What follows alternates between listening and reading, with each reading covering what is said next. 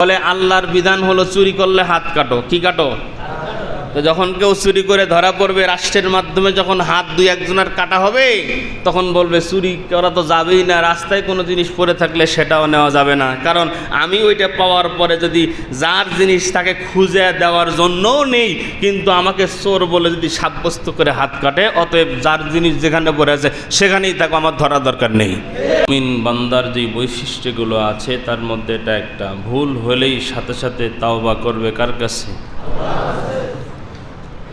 গুনাহ হয়ে গেছে, বাস কোনো দেরি নেই, সাথে সাথে আল্লাহর কাছে তাওবা করা। হায় হায় আমি করলাম কি, আল্লাহ মালিক আমার ভুল হয়ে গেছে, বুঝতে পারি নাই, শয়তানের দোকায় পড়ে অন্যায় হয়ে গেছে, মালিক মাফ করে দেন।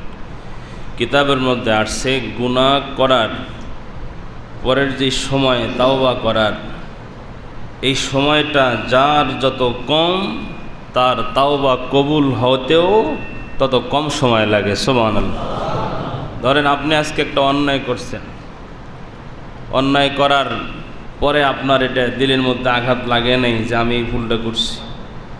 আর স্বাভাবিকভাবেই আমরা তো ভুলকে এখন ভুল স্বীকার করি না, অন্যায়কে অন্যায় মনে করি না, জুলুম করছি এই জুলুমকে জুলুম মনে করি না। তো দেখা যায় যে 2-4-5 দিনে আমার মনে হয় নেই যে আমি এটা ভুল করছি, তো 2 দিন 4 দিন 5 দিন পরে গিয়া মনে হয়েছে যে এটা আমার ভুল। আর কিছু লোক আছে যে অন্যায় হয়ে গেছে সাথে সাথেই ওখান থেকে মুখ ফিরেই কয় হায় হায় এটা আমি কি করলাম, আমি না নামাজি মানুষ, আমি না পাঞ্জাবি পরনেওয়ালা মানুষ, আমার মুখে না দাড়ি আছে, আমার মাথায় না টুপি আছে, আমার দিলে না আল্লাহর কোরআন আছে, এটা আমার দ্বারা কিভাবে হলো। এই যে অন্তরের মধ্যে সাথে সাথে কাজ করছে, আল্লাহ পাক রব্বুল আলামিন বলেন যেই বান্দার অন্তরে যত তাড়াতাড়ি গুনাহ করার অনুশোচনা আসবে, আমি আল্লাহ ওই বান্দাকে তত দ্রুত মাফ করে দেই। জন্য তাওবা এটা মহৎ গুণ। তাওবা বলতে কি, নিজের ভুলকে ভুল মনে করা, আমি অন্যায় করছি এটাকে অন্যায় মনে করা, এটা একটা মহৎ গুণ, যে নিজের ভুলকে বুঝতে পারা, নিজে অন্যায় করার পরে অন্যায়টাকে বুঝতে পারা। আল্লাহ পাক আমাদেরকে যেন সব সময় ভুল হয়ে গেলে এই ভুলটাকে বোঝার তৌফিক দান করেন। 2 নাম্বার বলতেছিলাম তাহারাত, পবিত্রতা। এই পবিত্রতা কয় প্রকার? 2 প্রকার। একটা হলো অভ্যন্তরীণ পবিত্রতা, আর একটা ভিতরগত। বাহিরের পবিত্রতা একটা, ভিতরের পবিত্রতা একটা। বাহিরের পবিত্রতা কি বলে? বাহিরের পবিত্রতা আপনার গোসল প্রয়োজন, অজু প্রয়োজন, গোসল করলেন, অজু করলেন। আর ভিতরের পবিত্রতা হলো যে আপনি হারাম খাইছেন, সুদ খাইছেন, ঘুষ খাইছেন, এটা আপনি কিভাবে পবিত্র করবেন? তো দুটেই পবিত্র করা লাগবে। একটা পবিত্রতার দ্বারা হয়তো শরীর পাক হলো উপরেরটা, কিন্তু আমি যদি হারাম ভক্ষণ করি, সুদ খাই, ঘুষ খাই, আমার শরীরের রক্ত, চর্বি, আমার মাংস যা শরীরে আছে সব হারামের টাকায় ইনকাম করে খেয়ে, ওই খাদ্য খাবার খেয়ে আমার শরীরে রক্ত হয়েছে, চর্বি হয়েছে। তো হারাম শরীর নিয়ে আমি যদি নামাজ পড়ি, এই নামাজ আল্লাহর দরবারে কবুল হওয়ার সম্ভাবনা আছে? নেই। তো সেখান থেকে আমরা আলোচনা শুনতেছিলাম যে আমরা যে নামাজ পড়ি, এই নামাজ যে কবুল হয় না, এর কারণ হলো 9টা। কয়টা? 9টা কারণে আপনার আমার নামাজ আসমানের মাঝখানে ঝুলন্ত থাকে। এর মধ্যে 1 নাম্বার বলছি যে আমরা নামাজে যা পড়ি তার অর্থ জানি না, কি পড়ি জানি না। তো নামাজে যা পড়েন অর্থ জানা কি ফরজ? না, ফরজ না। তবে নামাজের যেই সূরাগুলো আমরা পড়ি, এগুলোর অর্থ যদি আমাদের জানা থাকে, তাহলে রাসূল সাল্লাল্লাহু আলাইহি ওয়াসাল্লাম বলছেন তুমি যখন নামাজ পড়বে, নামাজ পড়ার সময় ওই সূরাটা যখন পড়বে অর্থের দিকে খেয়াল করবে, তাহলে কি হবে? বলে নামাজের মধ্যে মনোযোগ বাড়বে, আর নামাজের মধ্যে মনোযোগ বাড়লে নামাজ কবুল হওয়ার সম্ভাবনাটাও বেশি হবে। আর আমরা যে কোরআন নামাজের মধ্যে যা তেলাওয়াত করি, অর্থ জানি না। আমাদের বলেন তো অর্থ জানার দরকার আছে না নাই? এই যে কোরআন আল্লাহ পাক আমাদের কাছে নাজিল করেছেন, আমাদের কাছে নবীজির মাধ্যমে পাঠিয়েছেন। পৃথিবীর মধ্যে যত গ্রন্থ আছে, যত কিতাব আছে, যত ভাষা আছে, সব থেকে সহজ শিক্ষার নাম হলো কোরআন শিক্ষা। সুবহানাল্লাহ। সব থেকে সহজ হলো কোরআন বোঝা। বলতেন হুজুর কোরআন শরীফ তো অনেক কঠিন, এটা তো বুঝতেই পারি না, পড়তেই পারি না, অথচ আল্লাহ পাক বলছে, এটা তো আমার কথা না। আল্লাহ পাক রব্বুল আলামিন বলেন, ওয়ালাকাদ ইয়াসসারনাল কুরআনা লিযিকরি ফাহাল মিন মুদ্দাকির। দুনিয়ার মুসলমান ইমানদার আল্লাহর গোলাম, আল্লাহ পাক রব্বুল আলামিন বলেন, কে আছে আমার গোলাম কোরআন বুঝতে চায়, কে আছে কোরআন শিখতে চায়? কে বলেন? আল্লাহ বলেন, গোলাম কে আছো আমার কোরআন বুঝতে চাও, কোরআন শিখতে চাও? যে আমার কোরআন শিখতে চায়, যে আমার কোরআন বুঝতে চায়, আমি আল্লাহ তার জন্য কোরআনকে সহজ করে দিয়েছি। এখানে একটা কথা আছে, আল্লাহ বলছেন যে বুঝতে চায়, যে জানতে চায়, যে শিখতে চায়, আমি আল্লাহ তার জন্য সহজ করেছি। এই কোরআন আল্লাহ পাক আমাদের জন্য বড় সহজ করেছেন। এই যে কোরআন নাজিল হয়েছে, কোরআনের দাবি হলো 5টা। কয়টা? প্রত্যেক মুসলমানের কাছে কোরআনের হক 5টা, দাবি আছে 5টা। কোরআন প্রত্যেক মানুষের কাছে এই দাবিগুলো করেন। 1 নম্বর দাবি, ইকরা বিসমি রাব্বিকাল্লাযী খালাক। 1 নম্বর কোরআনের দাবি হলো যে প্রত্যেক মুসলমান কোরআন পড়বে, কোরআন পড়া শিখবে। কারণ নবীজি বলেন, যেই বান্দার অন্তরে কোরআন নাই সেটা একটা শূন্য ঘর। শূন্য ঘর, উজাড় গৃহ, যার কলবের মধ্যে কোরআন নাই। তো 1 নম্বর কোরআন দাবি করে, এই দুনিয়ার মুসলমান, তোমরা আমাকে শিখো, কোরআন পড়ো। 2 নম্বর, যখন কোরআন আমরা পড়লাম, 1 নম্বর কোরআন যখন পড়লাম, 2 নম্বরে কোরআনটাকে বোঝার জন্য চেষ্টা করা লাগবে। কোরআন বলে আমাকে পড়া শিখেছ, এখন আমাকে বোঝার চেষ্টা করো। যখন বুঝ হয়ে গেছে, বুঝলাম, তো এখন কোরআন বলে পড়ছো, বুঝছো, এখন ওই অনুযায়ী আমল করো। 1 নম্বর পড়লাম, 2 নম্বর অর্থ বুঝলাম, 3 নম্বর আমল শুরু করলাম। কোরআন এবার ডাক দে বলে, আল্লাহর গোলাম নিজে আমল করছো, শুধু নিজে আমল করলে হবে না। 4 নম্বর, নিজে আমল করো এবং অপরকে তুমি দাওয়াত দিয়া তাকেও কোরআনের পথে চালানোর জন্য চেষ্টা করো, মুজাহাদা করো। বাল্লিগু আন্নি ওয়ালাউ আয়া, নিজে যখন শিখছো, নিজে যা জানছো, এটা অপরকে জানাও। তো কোরআনের 4 নম্বর দাবি হলো, শুধু নিজে আমল করলে হবে না, অন্যকেও দাওয়াত দেওয়া লাগবে। নিজে সৎ পথে চলার চেষ্টা করো হে মুমিন, অপরকেও সৎ পথে চালানোর জন্য চেষ্টা করা কোরআনের 4 নম্বর দাবি। 5 নম্বর দাবি, কোরআন বলে 1 নম্বর পড়েছ, 2 নম্বর বুঝেছ, 3 নম্বর আমলও শুরু করেছ, 4 নম্বর মানুষদেরকে দাওয়াত দিয়া সমবেত করেছ। এবার 5 নম্বরের দাবি হলো, আমি আল্লাহর কোরআনের আইনগুলো এই জমিনের মধ্যে চেষ্টা করার জন্য সকলেই মিলে আন্দোলন করা লাগবে। 1 নম্বর কোরআন বলে আমাকে পড়ো, 2 নম্বর আমাকে বোঝো, 3 নম্বর আমল করো, 4 নম্বর শুধু একলা আমল করলে হবে না, তুমি নিজে আমল করো এবং অন্যকে তোমার এই আমলে সমবেত করো। ওয়াতাসিমু বিহাবলিল্লাহি জামিআন ওয়ালা তাফাররাকু, আল্লাহ বলেন সকলে দলবদ্ধ হবে, একসঙ্গে থাকো, পৃথক হইও না।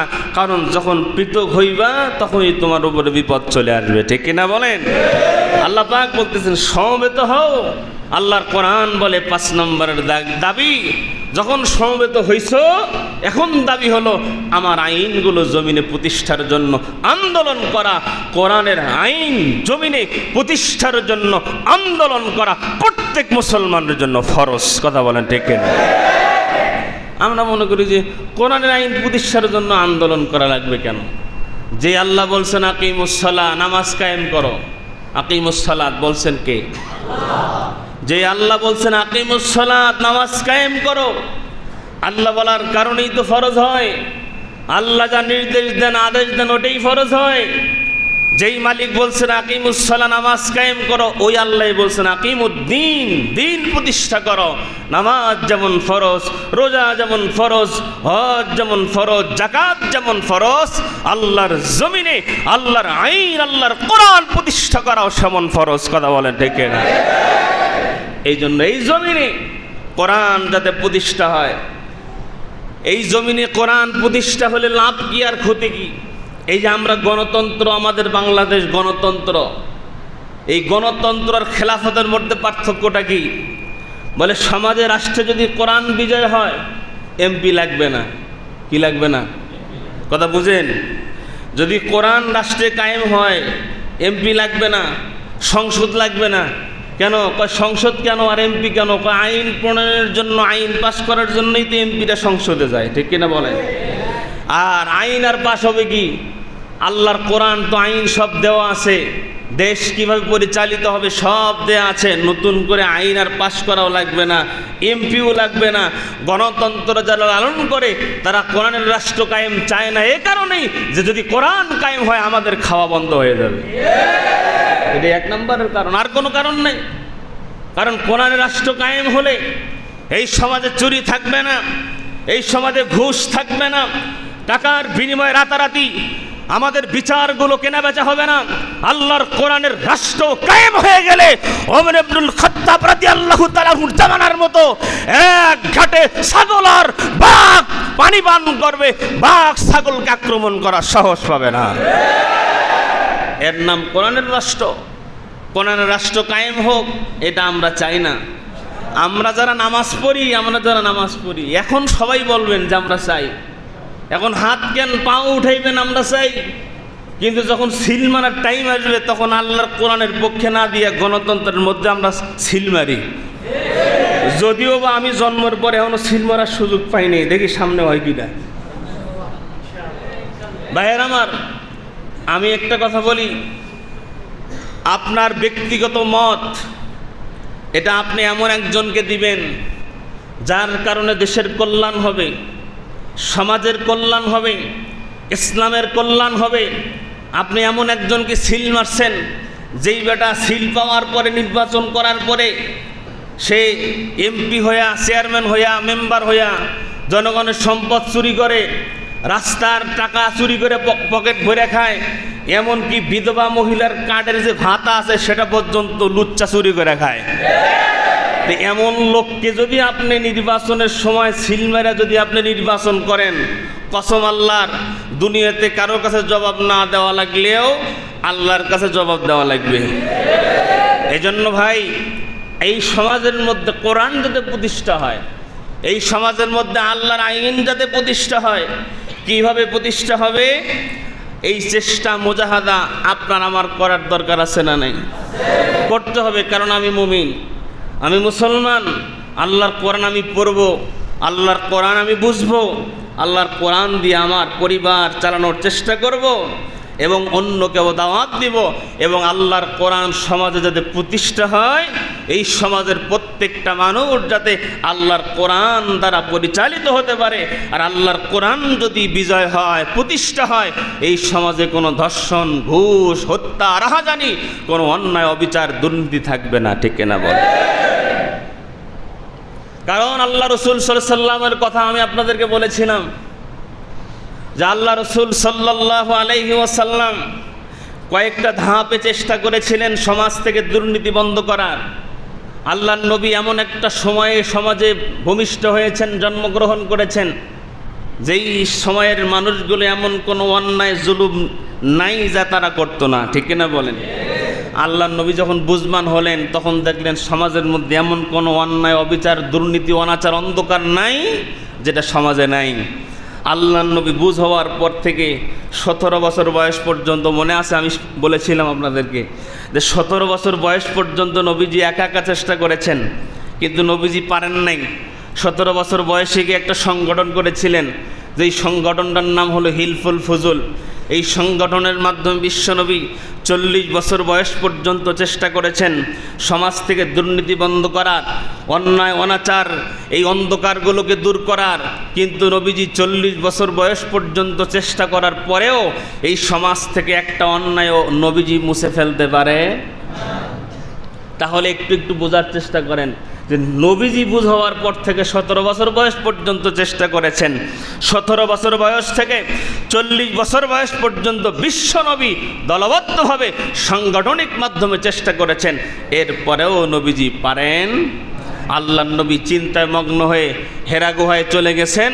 ওই হেরা গুহার মধ্যে আল্লাহ পাক রব্বুল আলামিন জিবরাইলকে বলেন, এই জিবরাইল, যাও আমার নবীজির চিন্তার অবসান ঘটিয়ে আমার দোস্তের প্রতি তুমি কোরআনুল কারীম নাজিল করে দাও। জোরে বলেন সুবহানাল্লাহ।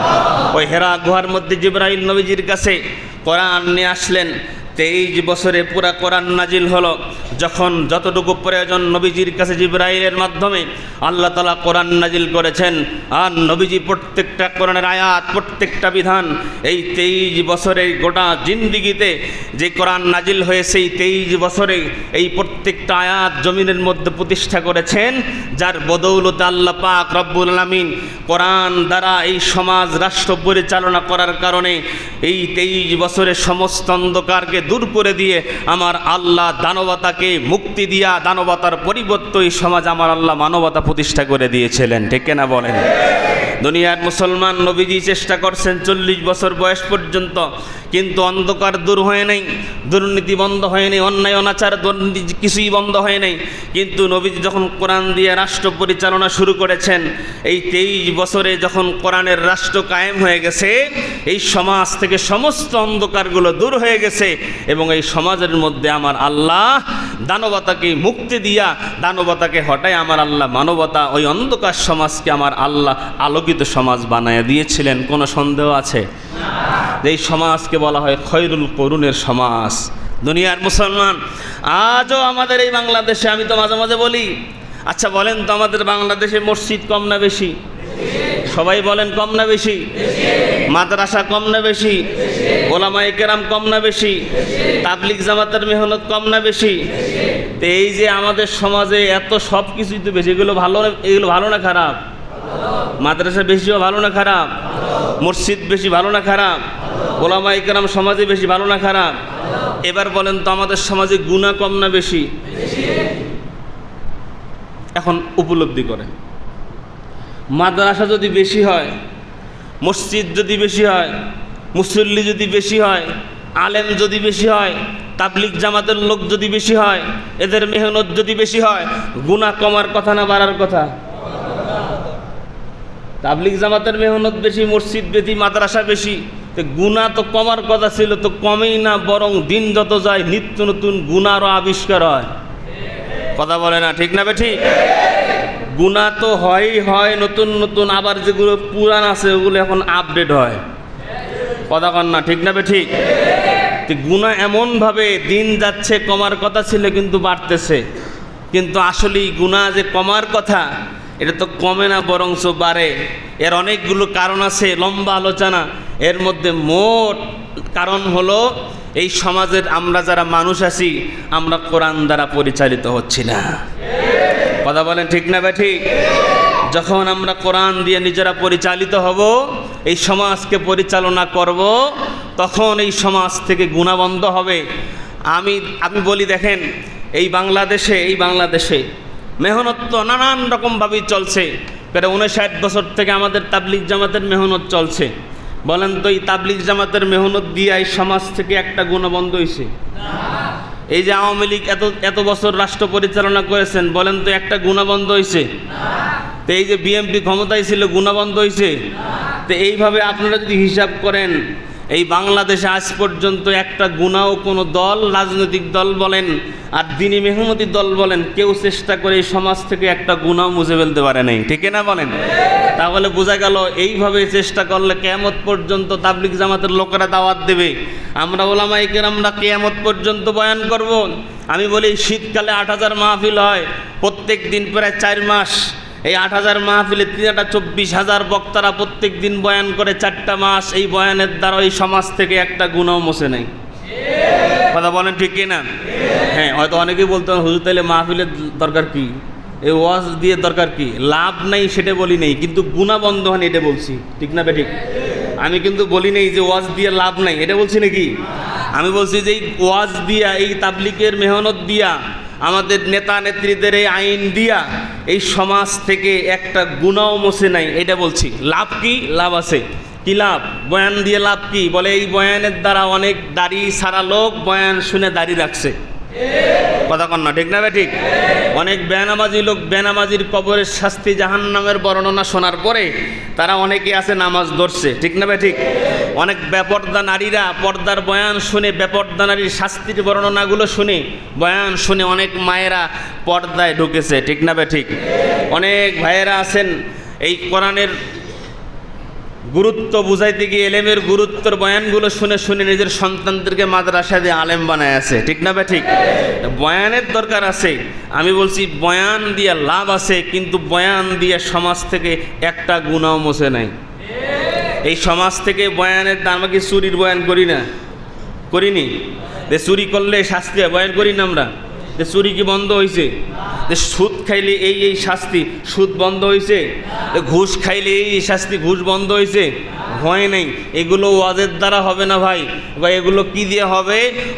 বলে এই সমাজ থেকে দুর্নীতি, অন্যায়, অনাচার, গুনাহগুলো বন্ধ হবে তখন আল্লাহর কোরআনের রাজ এই দেশে কায়েম হবে যখন। কথা বলেন ঠিক না ঠিক? বলে কেমনে? বলে আল্লাহর বিধান হলো চুরি করলে হাত কাটো। কি কাটো? তো যখন কেউ চুরি করে ধরা পড়বে, রাষ্ট্রের মাধ্যমে যখন হাত দুই একজনের কাটা হবে, তখন বলবে চুরি করা তো যাবেই না, রাস্তায় কোনো জিনিস পড়ে থাকলে সেটাও নেওয়া যাবে না, কারণ আমি ওইটা পাওয়ার পরে যদি যার জিনিস তাকে খুঁজে দেওয়ার জন্যও নেই, কিন্তু আমাকে চোর বলে যদি সাব্যস্ত করে হাত কাটে, অতএব যার জিনিস যেখানে পড়ে আছে সেখানেই তাকে আমার ধরা দরকার নেই। কথা ভুল বললাম?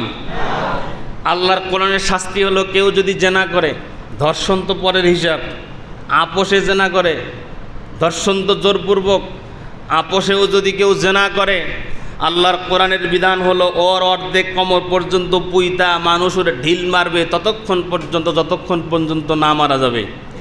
এইরকম 2-4 জনকে যদি আমরা কোরআনের আইন দিয়ে এই সমাজের মধ্যে আমরা যদি বিচার কার্য করতে পারতাম, কসম আল্লাহর, ধর্ষণ জেনা তো দূরের কথা, নারী যেই দিকে ছিল ইয়াং পোলাপান বখাটারা ওই দিক দিয়ে না হাঁটা উল্টো দিকে হাঁটা দিত।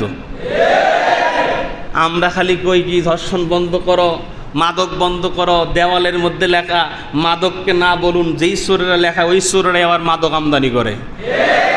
কথা বলেন না কেন, ঠিক না ঠিক? দুনিয়ার মুসলমান তো যারা বলে যে এটা বন্ধ করো, তারাই ওটার পিছনে ধারক বাহক। তাহলে আমাদের সমাজ থেকে অন্যায় অনাচারগুলো কিয়ামত পর্যন্ত বন্ধ হবে না ভাই। বন্ধ হবে তখন আল্লাহর কোরআনের রাজ কায়েম হবে যখন, ঠিক না? এই জন্য আল্লাহর কোরআনের রাজ যাতে কায়েম হয়, আল্লাহর কোরআনের রাষ্ট্র যাতে কায়েম হয়, আপনি যে কোনো দল করেন, আপনার দলে কোরআন আছে, আপনার দলে আমি আছি। কথা বলেন না কেন? আমি বারবার বলি, আমি কিন্তু কোনো দল করি না, আমি এখন পর্যন্ত কোনো দলের সাথে ইনভলভ না, কিন্তু আমি চাই এই দেশ যেন কোরআন দিয়ে পরিচালিত হয়, ঠিক না? আপনি যে কোনো দল করেন, আপনি কোরআনের সাথে আছেন, মসজিদের সাথে আছেন, মাদ্রাসার সাথে আছেন, আমি আপনার সাথে আছি। আপনি কোরআনের জন্য, আমি আপনার জন্য। আপনি যতক্ষণ পর্যন্ত আল্লাহর পথে থাকবেন, আমি আপনার সঙ্গে ততক্ষণ থাকবো, ঠিক না? কিন্তু আপনি যে কোনো দল করেন, কোরআনের বিপক্ষে কথা বলবেন, মাদ্রাসার বিরুদ্ধে কথা বলবেন, মসজিদের বিরুদ্ধে কথা বলবেন। আপনি আমার ভাই হতে পারেন, আপনি আমার বাবা হতে পারেন, আপনি আপনার পক্ষে চুল পরিমাণ সময় থাকতে রাজি নই, ঠিক না? এই জন্য ভাইয়ের আমার, কোরআনকে মহব্বত করি, কোরআনওয়ালাকে মহব্বত করি, যারা কোরআনের রাষ্ট্র কায়েম করতে চায় তাদেরকে ভালোবাসি, ঠিক কিনা বলেন? আল্লাহ পাক এই দেশে কোরআনের রাষ্ট্র কায়েম করে দেন, জোরে বলেন আমিন। তো আসেন ভাইয়ের আমার, এই কোরআনের দাবি হলো 5টা। কয়টা? 1 নম্বর কি? পড়া লাগবে, শিখবো তো। দুনিয়ার সব শিখলেন, ব্যবসা শিখলেন, বাণিজ্য শিখলেন, রাজনীতি শিখলেন, কেমনে ঘুষ খাইতে হয়, সুদের টাকা লাইলে 2 টাকা বেশি কেমনে হয় তাও শিখলেন, জমিতে কিভাবে ফসল মূল্যে একটু ফসল বেশি হবে সেটাও জানলেন, কিন্তু পোড়া কপাল মুসলমান সূরা ফাতিহাটা শিখলেন না। কি ঠিক না? ঠিক বলেন। 40 বছর 50 বছর নামাজ পড়ে মুসল্লি, সূরা ফাতিহা বোমা মারলে শুদ্ধ হয় না, কিন্তু ইমাম সাহেবের ভুল ধরে। কথা হয় না? 50 বছর নামাজ পড়ে, বোমা মারলেও সূরা ঠিক নাই, ইমাম সাহেবের ভুল ধরে, মুয়াজ্জিনের ভুল ধরে, এইটা এমনি বয়ান না করলে এমনি করলে ভালো হইতো। আছে না? না এরকম? এগুলো হলো ফার্স্ট ক্লাস গ্রাজুয়েট বদমাইশ, নিজেও কোরআন বোঝে না, আরেকজনকে বুঝাইলে সেটা নিজে তো মানেই না, বুঝাইছে কেন এটা নিয়ে প্রশ্নবিদ্ধ করে। আছে না নাই বলেন? কোরআন পড়ি আমি, কোরআন বুঝি আমি, কোরআন অনুযায়ী বয়ান করি আমি, আর ভেটুতে একজন। হ্যাঁ, যদি আমার বয়ানে ভেটু একজন দিত আলেম, তাইলে মানতাম যে না, ওই আলেম বুঝছে যে এটা এমনি না বলে এমনি বললো ভালো হতো। যে বা এটা ফোঁটা দিলে ওই উপরে না নিচে এটাই বলতে পারে না, বোমা মারলে বিসমিল্লাহ বলতে পারে না, শুদ্ধ করে কয় বিসমিল্লাহি শাইতানির রাজিম। আমি এমনও দেখছি মাইক নিয়ে এক নেতা বলতেছে আউযু বিল্লাহির রহমানির রহিম বিসমিল্লাহি শাইতানির রাজিম। আছে না নাই বলেন না? আছে, অভাব নাই তো। তো যারা কোরআন বুঝে না, দিন বুঝে না, তারা মাঝে মধ্যে আলেমদেরকে দিন বুঝাইতে আসে। আছে না নাই বলেন? আল্লাহ পাক এদেরকে হেদায়েত দান করুক। আরো জোরে বলেন আমিন। তো এই 5টা দাবি, 1 নম্বর আমরা কোরআন পড়বো ইনশাআল্লাহ। কোরআন যদিও শিখতে না পারি, কম পক্ষে আপনাদের পায়ে হাত দিয়ে বলছি, আপনাদের পায়ে আমার হাত, কম পক্ষে নামাজের জন্য 5টা সূরা, সূরা ফাতিহা এবং সাথে আর 4টা ছোট ছোট সূরাগুলো, তাশাহুদ, দরুদ শরীফ, দোয়া মাসুরা, দোয়ায়ে কুনুত, এই কটা জিনিস শেখার জন্য আপনাদের পায়ে হাত দিলাম। ভাই, কমপক্ষে এই কটা জিনিস শিখেন, যাতে নামাজটা শুদ্ধ হয়, যাতে এই নামাজটার ওসিলেই আল্লাহ তাআলা মাফ করে জান্নাত দেয়। বলেন আমিন। আল্লাহ আমাদেরকে শেখার তৌফিক দান করেন। এরপরে 2 নম্বর, যখন আমরা শিখব, সূরা ফাতিহার অর্থটা একটু বোঝার চেষ্টা করি। দেখি আমরা সূরা ফাতিহা আল্লাহ কি বলছেন। আমি সূরা ফিলটা নামাজে পড়ি, আল্লাহ কি বলছেন। সূরা কাফিরুনটা আমি নামাজে শুনি, নামাজে আমি এটা পড়ি, একটু অর্থটা দেখি আল্লাহ কি বলছেন। সূরা ফালাক, নাস, অর্থগুলো একটু দেখি আল্লাহ কি বলছেন। আমরা এগুলো একটু জানার চেষ্টা করবো ইনশাআল্লাহ। এরপর আমরা আমল করব। 3 নম্বর, নিজেরা যখন আমল করব, নিজেরা মসজিদে আসবো, আরেক ভাইকে দাওয়াত দিব। তাবলিগ জামাতের ভাইয়েরা নিজের খেয়ে, নিজেরটা পড়ে, নিজের সময় নষ্ট করে অন্য মানুষকে দাওয়াত দেয়, দেয় কি দেয় না? আবার দেখবেন যে কিছু লোক আছে, আর দাওয়াত নিয়ে গেলে কয় যে আল্লাহ রসুল হিন্দুদেরকে দাওয়াত দিছে, মিয়া তুমি আমাদেরকে দাও কেন? আছে না নাই? যে তুমি আমাদেরকে দাও কেন? ভাই, হিন্দু আর তোমার মধ্যে পার্থক্যটা কি? তোমার শুধু বাপ মুসলমান ছিল, সেই বংশের ভিতরে তুমি মুসলমান, আর কোনো অ্যাঙ্গেলে বোঝা যায় না তুমি হিন্দু না মুসলমান। বলো যে এত বড় কথা বললেন, বলে হ্যাঁ, হিন্দুরও দাড়ি নেই, তোমার মুখেও দাড়ি নেই, তোমার বউ নামাজ পড়ে না, তুমিও নামাজ পড়ো না, হিন্দুর বউ নামাজ পড়ো না, হিন্দুর মেয়েও ওই ভার্সিটিতে যায়, ব্যাপার দেয়, তোমার মেয়েও ব্যাপার দেয়, ভার্সিটিতে যায়, তোমার পোলাও নামাজ পড়ে না, হিন্দুর পোলাও নামাজ পড়ে না, তো তোমার মধ্যে তার মধ্যে পার্থক্যটা কোন জায়গা? এখন শুধু মনে মনে কলা খায় যে আমি তো মুসলমান, আমার বাপ মুসলমান, দাদা মুসলমান, আল্লাহ আমার জান্নাত না দিলে দিব কারে? তো এই মনে মনে কলা খাইলে তো কলা খাওয়া হয় না ভাই। এজন্য আসেন আমরা একটু দিন মানার চেষ্টা করি, নিজেরা ইসলামের মধ্যে ঢোকার চেষ্টা করি। নিজে নামাজে আসছেন, সন্তানকে নামাজে আনেন। নিজে নামাজে চলে আসতেছেন, স্ত্রীকে বলেন নামাজ পড়ার জন্য। নিজেও একটা আমল শিখেছেন, বাসায় গিয়ে আমলটা বলেন। নিজে কোরআন শেখেন, সন্তানটাকে কোরআন শেখান। আমাদের পরবর্তী প্রজন্মরা যদি কোরআন না শিখে, কোরআন না বুঝে, এমনি তো দিন যত যাচ্ছে, বর্তমান আমাদের ছেলেপেলেগুলোকে মানুষ করা কঠিন হয়ে যাচ্ছে। দিন যত যাচ্ছে উচ্ছৃঙ্খল হচ্ছে, দিন যত যাচ্ছে এ জাতি, এ দেশ ধ্বংসের দিকে যাচ্ছে। এই জন্য ভাই, আমরা দিনকে আমাদের ভিতরে আনার চেষ্টা করি, কোরআনকে আমরা আমাদের ভিতরে আনার চেষ্টা করি, পরিবারের মধ্যে আনার চেষ্টা করি। প্রত্যেকটা জায়গায় সমাধান যদি আমরা পেতে চাই, আল্লাহর কোরআনের বিকল্প কোনো কিছু নাই। কোরআন এমন একটা মেডিসিন, এই কোরআন যার সঙ্গে লাগবে সে দামি হয়ে যাবে, ঠিক কিনা বলেন? কোরআনের সংস্পর্শে যে আসবে সেই দামি হয়ে যাবে। আমি তো বলেছিলাম যে কোরআন যার সংস্পর্শে আসছে সব দামি হয়ে গেছে। একটা রিহাল কোরআনের সংস্পর্শে আসার কারণে এই কাঠের টুকরোটার দাম বাড়ছে। কোরআন দিয়ে একটা কাপড় দিয়ে কোরআনকে ঢেকে রাখা হয়। এই জুজদানটা পলেস্টার কাপড়, কোরআনের সাথে থাকার কারণে এই জুজদানটার দাম এত বেড়ে যায়, মাটিতে পড়ে গেলে এই কাপড়টা নিয়ে চুমা খায়, ঠিক কিনা বলেন? যেই মাসে কোরআন নাজিল হয়েছে ওই মাসের দাম বেড়ে গেছে, রমজান মাস। যেই রাতে কোরআন নাজিল হয়েছে, কদরের রাত, ওই রাত 1000 মাসের থেকে উত্তম হয়ে গেছে। যেই নবীর প্রতি কোরআন নাজিল হয়েছে ওই নবীও সর্বশ্রেষ্ঠ নবী হয়ে গেছে, ঠিক কিনা বলেন? আপনি আমি যদি কোরআনের সংস্পর্শে আসতে পারি, কোরআন দিয়া আমি আমার জীবন পরিচালিত করতে পারি, কোরআন দিয়া আমি আমার সমাজ, আমার পরিবারকে চালাতে পারি, যারাই কোরআন দিয়ে পরিচালিত হবে, কোরআনের সংস্পর্শে আসবে, আল্লাহ পৃথিবীর মধ্যে সব থেকে দামি মানুষ তাকে বানায় দেবে। এই জন্য আমরা কোরআন বোঝার চেষ্টা করবো ইনশাআল্লাহ। আর কোরআনের রাজ, কোরআনের আইন যাতে সমাজে প্রতিষ্ঠা হয়, এই জন্য আমরা আন্দোলন করবো ইনশাআল্লাহ। তো নামাজ কবুল না হওয়ার কয় কারণ? 9 কারণ। কয় কারণ? এর মধ্যে 1 নাম্বার কোরআন আমরা পড়তে জানি না, 2 নাম্বার হলো আমরা অর্থ জানি না। ভাইয়ের আমার, এরপরে বলছি পবিত্রতার অভাব। কিসের অভাব? পবিত্রতার অভাব। অভ্যন্তরীণ পবিত্রতা, আমাদের বহিরাগত পবিত্রতা, ভিতরের পবিত্রতা, এই দুইটাই আমাদের প্রয়োজন। আল্লাহ আমাদেরকে তৌফিক দান করেন, বলেন আমিন। এরপরে আসেন হালাল খাবারের অভাব। কিসের অভাব? হালাল খাবার। এটা অত্যন্ত দামি। প্রত্যেকটা ইবাদত কবুল হওয়ার জন্য যে শর্তগুলো আছে, এর মধ্যে একটা শর্ত হলো খাদ্য হালাল হওয়া লাগবে। কি হওয়া লাগবে? হালাল খাবার খেতে হবে। আমরা হারাম খাইলে তো আল্লাহর দরবারে কবুল হবে না, কারণ আল্লাহ তো সুবহানাল্লাহ, আল্লাহ তো পবিত্র, আল্লাহ তো অপবিত্র জিনিস গ্রহণ করবে না। তা আল্লাহ তাআলা যেটা কবুল করবে, গ্রহণ করবে, ওটা তো পবিত্র হতে হবে। তা আমি যদি হারাম ভক্ষণ করে ইবাদত করি, ওটা তো আর হালাল থাকলো না, পবিত্র থাকলো না, এটা তো অপবিত্র। তো অপবিত্র জিনিস আল্লাহ কখনোই গ্রহণ করবে না। এই জন্য আমরা হালাল খাবার খাওয়ার জন্য চেষ্টা করবো ইনশাআল্লাহ। হারাম সেটা যত দেখতে চকচকাই হোক না কেন, দেখতে যত এমন বড়ই হোক না কেন, মুমিন যারা, মুত্তাকি যারা, তারা কখনোই হারাম এটা যত বড়ই হোক এটা দেখে কখনোই লোভ করবে। এই অন্তরের মধ্যে এটা বসাই যে আমার তৈটা যেটা আমার জন্য হালাল, আমি মুমিন, আমার তৈটা, ওইটার উপর আমার হক যেটা হালাল, যেটা হারাম ওটা যত বেশি হোক আমি মুমিন, ওইটা আমার না, ওইটা আমার হক না। মনে করেন এই এলাকায় আমার কোনো বিল্ডিং নেই, আর একজনের 10টা বিল্ডিং আছে, ওই 10 বিল্ডিংয়ের দিকে তাকায় যদি বলে এটা আমার, হবে? হবে না, কারণ ওটা তো আমার না, ওটা তো আর একজনের। যেটা হারাম এটা এরকমই, যেটা আমার না ওটা আরেকজনের, ওটা আমি চাইলেও হবে না, ওটা আমি নিতে পারি না, ওটা আমার না, ওটা আমি নিব না, ওটা আমার জন্য নয়।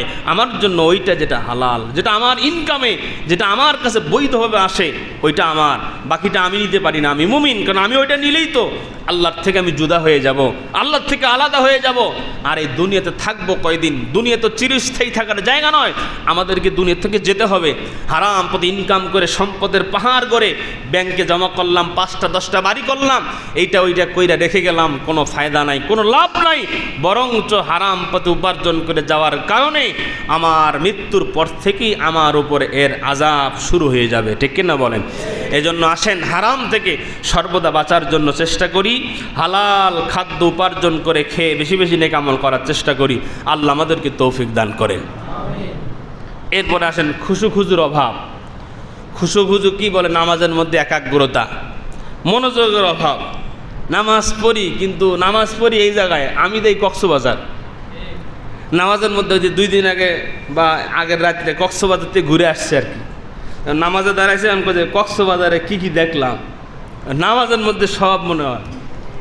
তো আমাদের নামাজটা নামাজ থাকে না, এটা মাঝে মধ্যে ভ্রমণ হয়, মাঝে মধ্যে খাবার হয়, মাঝে মধ্যে এক এক জিনিস হয়ে যায়। কারণ ওই যে আমি বলছিলাম যে নবী সাল্লাল্লাহু আলাইহি ওয়াসাল্লাম বলছেন যে যখন খিদা লাগে, মসজিদের পাশে যদি বাসা, আমি বলছিলাম যে মসজিদের পাশে বাসা, সারা দিন কাজ করে আসরের নামাজের সময় এখন একামত হচ্ছে, কত কামাতিস সালাহ, কত কামাতিস সালাহ, নামাজ শুরু হয়ে গেছে।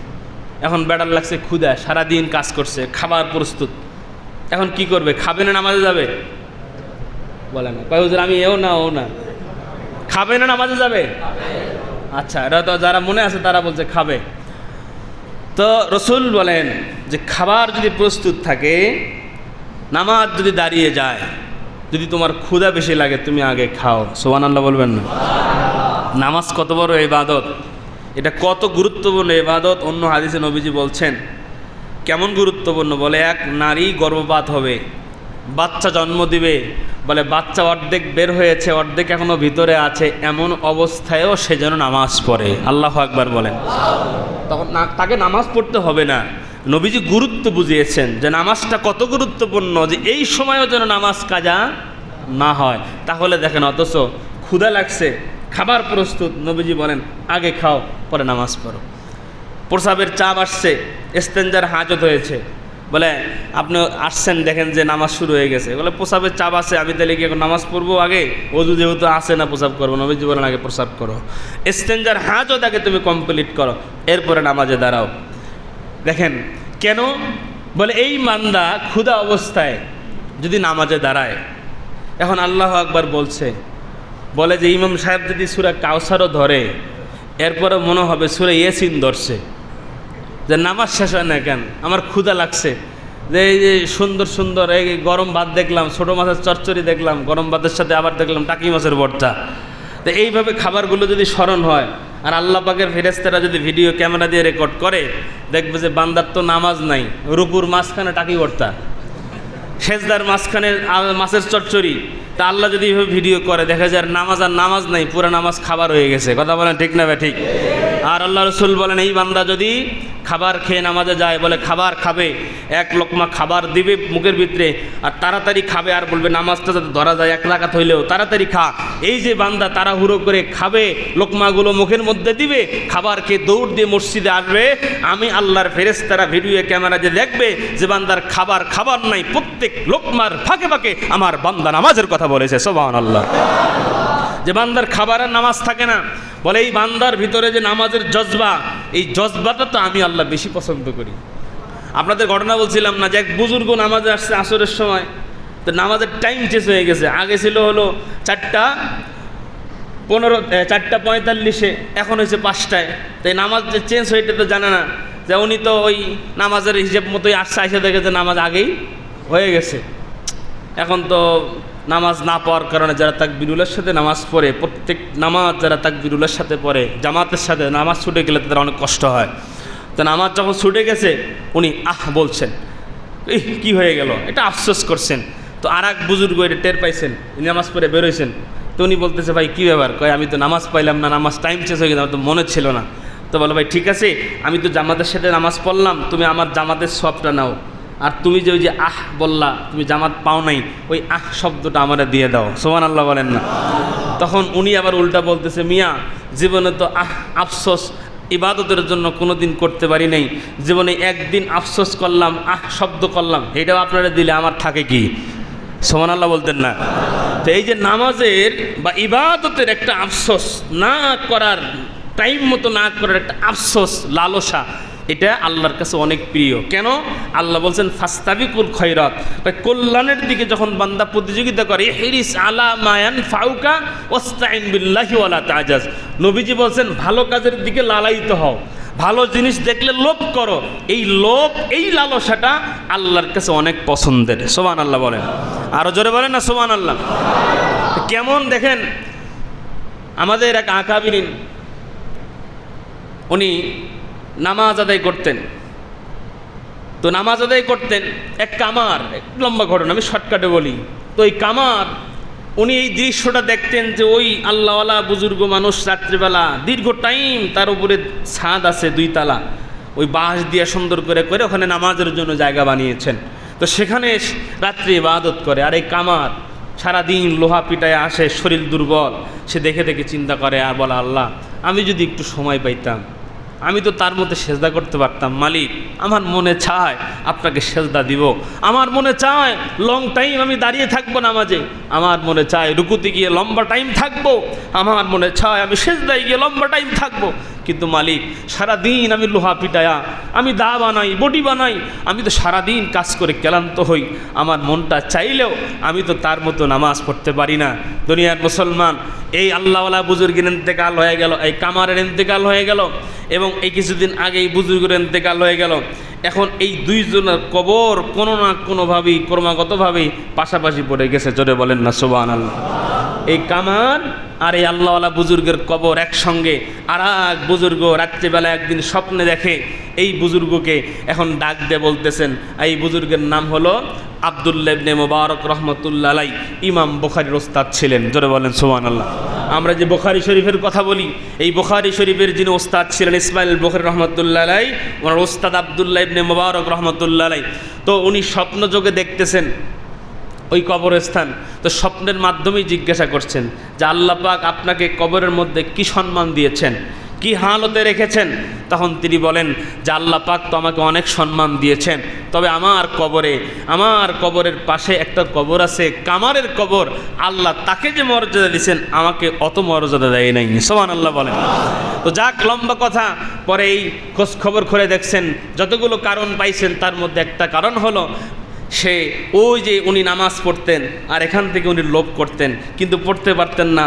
অন্তরের মধ্যে আক্ষেপ ছিল যে ভালো কাজ করতে পারছে না, সে পারতো। এই যে তার মধ্যে একটা লোভ ছিল, এই লোভটা আল্লাহর কাছে অনেক পছন্দের ছিল, জোরে বলেন সুবহানাল্লাহ। আর একটা কাজ তিনি করতেন, যে তিনি যখন ওই যে দা বানাতেন, কুঠার বানাতেন, তখন যে ওই যে হাতুড়ি দিয়ে পিটাইতেন যখন লোহাটা, বলে যখন আজান দিত মুয়াজ্জিন, এটা যদি উপরে উঠাইতো উনি আর দ্বিতীয়বার ফিরা ওই লোহার উপরে বাড়ি দিতেন না, ওই সাথে সাথেই হাতুড়ি ফালায় দিয়ে মসজিদে নামাজে চলে যেতেন। সুবহানাল্লাহ। কিতাবের মধ্যে আর সেই দুইটা কারণেই আল্লাহ পাক তাকে কবরের মধ্যে এত মর্যাদা দান করেছেন। তো বলে যে ভালো কাজ করার জন্য আক্ষেপ অন্তরে রাখা, লোভ অন্তরে রাখা, এটা আল্লাহ তাআলার কাছে অনেক দামি। তো নামাজের মধ্যে খুশু একাগ্রতা, এটা আনার জন্য আমরা চেষ্টা করবো ইনশাআল্লাহ। এরপর আসেন নামাজ থেকে আমাদের শিক্ষার অভাব।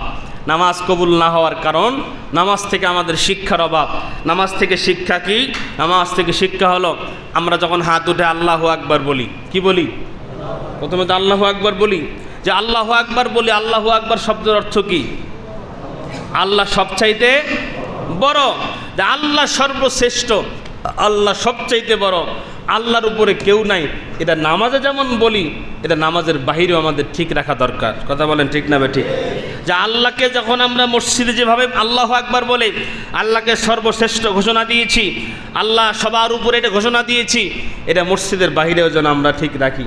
এখন মসজিদের বাহিরে গিয়ে আমরা যদি আল্লাহকে ভুলে যাই, তাহলে আমাদের এই নামাজ দিয়ে কোনো ফায়দা হলো না, ঠিক কিনা বলেন? এরপরে শর্টকাটে বলছি, এরপরে নামাজের মধ্যে এই যে আমরা এত লোক মসজিদে আসছি, বলেন তো এখানে বিএনপির লোক আছে না নাই? জামাতের লোক আছে না নাই? তাবলিগের লোক আছে না নাই? শর্মানের লোক আছে না নাই? আওয়ামী লীগও আছে না নাই? আছে। তো সব দলের লোক আমরা এখানে আসি। আচ্ছা বলেন তো, কাতার সোজা করে যখন দাঁড়াবো তখন আমরা বলবো না যে বেটা আওয়ামী লীগ তুই পিছের কাতারে যা? বিএনপির লোক বলবে না জামাতের লোক তুমি পিছে যাও? জামাতের লোক বলবে না বিএনপির লোক তুমি অন্য কাতারে যাও? এমন কোনো নিয়ম আছে? তার মানে বোঝা গেল মসজিদে কোনো দলাদলি, বলেন না, মসজিদে কোনো দলাদলি। আমরা সবাই একসঙ্গে এক কাতারে দাঁড়িয়ে আল্লাহু আকবার বলে আল্লাহকে আমরা জানায় দিচ্ছি, মালিক তুমি আমাদের রব, আমরা সবাই আপনার গোলাম। আমাদের পরিচয় আওয়ামী লীগ নয়, আমাদের পরিচয় বিএনপি জামাত নয়, আমাদের পরিচয় একটা, সেটা আমরা সবাই মুসলমান। কথা বলেন না ঠিক না ঠিক? এই যে আমাদের মসজিদের মধ্যে যেমন দলাদলি নাই, ইসলামের ক্ষেত্রে মনে রাখবেন, ইসলামের ক্ষেত্রে, কোরআনের ক্ষেত্রে, আল্লাহ রাসূলের ক্ষেত্রে যখন কোনো ইস্যু এই বাংলাদেশে আসে, এই নামাজ থেকে শিক্ষাটা আমরা যদি গ্রহণ করতাম, নামাজে আমরা সব দল ভুলে এক কাতারে সামিল হয়ে যখন আমরা নামাজে দাঁড়াই মুসলমানের পরিচয়ে, আমরা যদি বাংলাদেশে যখন কোনো ইস্যু আসে, আল্লাহর নবীকে যখন কেউ গালি দেয়, কোরআনকে নিয়ে ব্যঙ্গ করে, এই মুসলমানের পরিচয় আমরা সমস্ত মুসলমান এক কাতারে দাঁড়ারে আমার বাবার ইসলাম বিদ্বেষীরা বঙ্গোপসাগরে ভেসে যেত, ঠিক কিনা বলেন? কিন্তু আমরা এটা পারি না। আমরা কি করি? মসজিদ থেকে বাইর হয়ে যার দলের লোক সে দল ভাগ করে নিয়ে চলে যায়। কথা বলেন ঠিক না ঠিক? এই যে সামান্য দেখেন কত বড় মর্মান্তিক দুর্ঘটনা ঘটলো, এই যে আপনাদের এই যে উত্তরা দিয়ে বাড়িতে এই মাইলস্টোন কলেজে, তো এখানে এই দুর্ঘটনা ঘটছে, এখানেও দলের লোকেরা ব্যানার নিয়ে গেছে। কথা কয় না? এখানেও ব্যানার দেখাতে হবে যে এটা আমার দল, এটা অমুক ব্যানারের। কেন ভাই ব্যানার সব জায়গায় দেখাতে হবে কেন? আমরা ব্যানার দেখানোর জন্য পাগল, সবাই সমবেতভাবে কাজ করতে রাজি নই, ঠিক কিনা বলেন? আমাদের সকলকে এক কাতারে সামিল হতে হবে, দলমত নির্বিশেষে ভালো কাজে যখন যেতে হবে সবাই মিলে কাজ করব, তাহলে দেশ আগে বাড়বে। এটা তো মুসলমানদের শিক্ষা। এই কথাটাই আল্লাহ পাক আমাদেরকে বলছেন, নামাজে যেমন কোনো তোমাদের দলাদলি নাই, মসজিদের বাহিরেও দলাদলি, ব্যক্তিগত দল করে সমস্যা নাই, ইসলামের ইস্যুতে তোমাদের এক কাতারে সামিল হতে হবে। প্রত্যেকটা মুসলমান যদি আমরা ইসলামের ইস্যুতে এক কাতারে আসতাম, ইসলাম সর্বক্ষণ বিজয়ী থাকতো, ঠিক কিনা বলেন? এরপরে আসেন, আমাদের নামাজ আমাদেরকে এটা শেখাচ্ছে যে মসজিদে যেমন দলাদলি নাই, মসজিদের বাহিরেও ইসলামের ক্ষেত্রে দলাদলি করা যাবে না। এবার পরের শিক্ষা হচ্ছে যে ইমাম যা করে মুসল্লিও তাই করে মসজিদে, ঠিক না ভাই ঠিক? ইমাম যখন রুকুতে যায় মুসল্লি তখন সেজদায় না রুকুতে? ইমাম রুকুতে মুসল্লি রুকুতে, ইমাম দাঁড়ানো মুসল্লিও দাঁড়ানো, ইমাম সালাম ফিরাইলে মুসল্লি সালাম ফিরায়, এর আগে সালাম ফেরানোর সুযোগ নেই। তাহলে বোঝা গেল ইমামকে মান্য করা, নেতাকে মান্য করা এটা নামাজের একটা শিক্ষা। কথা বলেন ঠিক না বে ঠিক? তা আমরা যেমন নেতাকে মান্য করি, ইমামকে মান্য করি, নামাজের সময় যেভাবে ফলো করি, প্রত্যেকটা গোত্র প্রত্যেকটা সমাজ যদি একজন ন্যায়পরায়ণ নেতাকে তারা যদি যোগ্য জায়গায় বসায়া ওই নেতাকে যদি অনুসরণ করতে পারত, এই সমাজের মানুষগুলো লাইন হয়ে চলতো, গোমরা হতো না। কথা বলেন ঠিক না বে ঠিক? এই জন্য নেতাকে মান্য করার যে একটা কোয়ালিটি নামাজ শিখায়, এটা আমাদেরকে শেখা দরকার। ইমামকে আমরা নামাজে যেমন ফলো করি, এই সমাজের মধ্যে আমি কমপক্ষে বলতে পারি যে প্রত্যেকটা মসজিদের ইমাম প্রত্যেকটা মহল্লার মধ্যে সব থেকে সতর্কতা অবলম্বন করে চলে। কি বলেন? ইমাম সাহেবরা, মুয়াজ্জিন সাহেবরা, একজন মাদ্রাসার ওস্তাদ, তিনি যতটুকু সতর্ক হয়ে চলেন, অন্য মানুষ এতটা সতর্ক হয়ে চলে না ভাই, এটা 100%। আমি চেষ্টা করি যে আমার একটা চলাফেরায় যেন মানুষ ভুল ধরতে না পারে, আমার স্ত্রীকে নিয়ে আমি বাইরে যাব, এইটা নিয়ে যেন কেউ কথা না বলতে পারে, আমি নামাজ পড়াবো এটা নিয়ে যেন কেউ কথা বলতে না পারে, আমি দাওয়াতে যাব এটা নিয়ে যেন কেউ কথা না বলতে, প্রত্যেকটা কাজে সতর্কতা অবলম্বন করা, যেটা আমার কোনো সমালোচনা সমাজের মানুষ করতে না পারে। ইমাম যেভাবে চলে, প্রত্যেকটা মানুষ যদি সতর্কতার সাথে চলতো, ইমামকে ফলো করতো, এই মানুষ আজকে মানুষে রূপান্তরিত হতো। ঠিক কিনা বলে? কিন্তু না, আমরা তা তো চলি না, বরঞ্চ যাকে ফলো করার কথা ছিল তাকে ফলো না করে তার সমালোচনা করি। কথা ঠিক কিনা? আল্লাহ পাক আমাদেরকে বুঝ দান করেন, জোরে বলেন আমিন। শেষ নামাজ থেকে শিক্ষা হলো, মসজিদে যা চলে না বাহিরে তো চালানো যাবে না। মসজিদে গান চলে না, মসজিদে বিড়ি চলে না, মসজিদে ইয়াবা চলে না, মসজিদে সুদ চলে না, ঘুষ চলে না, এক কথায় মসজিদে অন্যায় কোনো জিনিস চলে না। ঠিক কিনা? তো মুসলমান যেমন অন্যায় সব কিছু বাহিরে রেখে মসজিদে এসে নামাজ পড়ে, নামাজ শিখাচ্ছে, মসজিদে যেমন কোনো অন্যায় চলে না, এই নামাজি মসজিদের বাহিরেও কোনো অন্যায় কাজ করবি না। নামাজ থেকে শিক্ষা গ্রহণ যদি আমরা করতে পারতাম, নামাজ আসমানে ঝুলন্ত থাকতো না, নামাজ আল্লাহর দরবারে চলে যেত। আর নামাজ আল্লাহর দরবারে যখন চলে যেত, ইন্নাস সালাতা তানহা আনিল ফাহশাই ওয়াল মুনকার, এই নামাজ আমাকে অশ্লীলতা, অসৎ কর্ম, অন্যায় অপরাধ, জুলুম, নির্যাতন, যত রকমের অপরাধ আছে সমস্ত অপরাধ থেকে নামাজ আমাকে হেফাজতে রাখতো। ঠিক কিনা বলেন? আল্লাহ পাক রব্বুল আলামিন নামাজকে পরিপূর্ণভাবে আমাদেরকে আদায় করার তৌফিক দান করেন, জোরে বলেন আমিন। আমরা সকলেই সুস্থ থাকি, ভালো থাকি, 5 ওয়াক্ত নামাজ পড়ি, মালিক আমাদেরকে সুস্থতার নেয়ামত দান করেন, 5 ওয়াক্ত নামাজ যথাসময়ে আদায় করার তৌফিক দান